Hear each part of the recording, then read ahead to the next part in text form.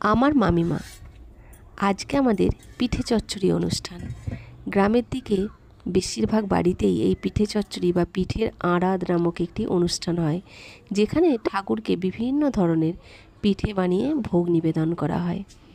তালের ফুলুরি, তালের বড়া, তালের লুচি, তালের বিভিন্ন ধরনের পদ এবং তার সাথে সরু চাগলি, গুড় পিঠে ইত্যাদি ইত্যাদি। এই চালাঘরটা হলো আমাদের গোয়াল চালার মধ্যে একটি চালাঘর তৈরি করে রাখা হয়েছে, যেখানে আমাদের বাড়িতে কোনো কিছু রান্না করতে না থাকলে, এই অরন্ধন টরন্ধন কোনো অনুষ্ঠান থাকলে তখন এখানে রান্না করা হয়।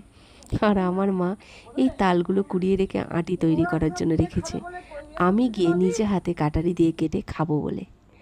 এটা হলো আমাদের গোয়াল চালার পাশ দিয়ে একটা সরু রাস্তা নেমে গেছে, যেটা নদীর ঘাট পর্যন্ত যাওয়া যায়।